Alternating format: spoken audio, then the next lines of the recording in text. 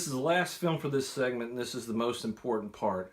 For the future of the warrior culture, we're going to have to start identifying and working on some key aspects that must come first before we can really start approaching the suicide issue that we have.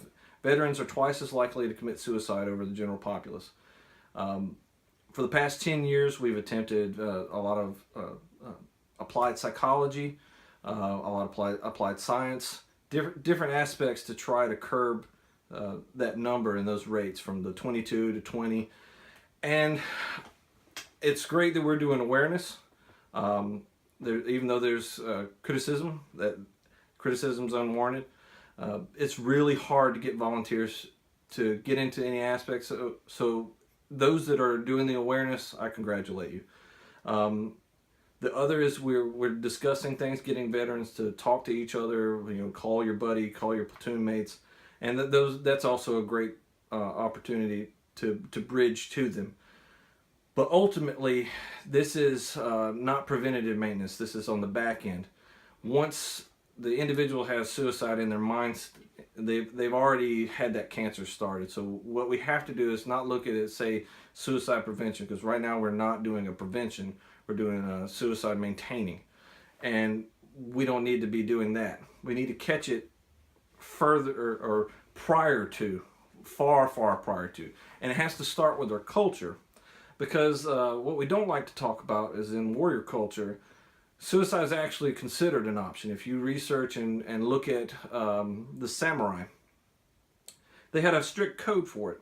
Unfortunately, in this day and age, we understand that, we respect our lineages, but we have no actual code. So it's a taboo and gray area, and it needs to be rectified. The only way we're going to do that is by the actual culture itself having an understanding and correcting it at the very beginning levels. It can't be later on when trauma is applied and issues are arising, or they're getting out of service, that we're looking back at it then, and then we want to talk about it. It has to start at the very beginning. So we have to start when we know someone that's going into service at a young age. We start talking about not just preparing them, like boot camp's going to be hard. Boot camp aside, those of us that have been to combat and have seen different things, we need to start having the discussions of how is this going to impact you later on? How is this going to impact relationships? We kind of know these things now, and those that are older need to start applying that knowledge and being the leaders that they are. That's where we're going to start seeing some actual significance in reducing the numbers. It's not going to be a Band-Aid situation where it's going to happen overnight. These type of things, when you change cultural issues, it takes 10, 20 years. And that's what we're going to have to be prepared to do. But I think that this is our only real option. And if you agree with me, share my videos and ask me questions. We'll discuss it. I appreciate everybody's time, and thank you for sticking with me.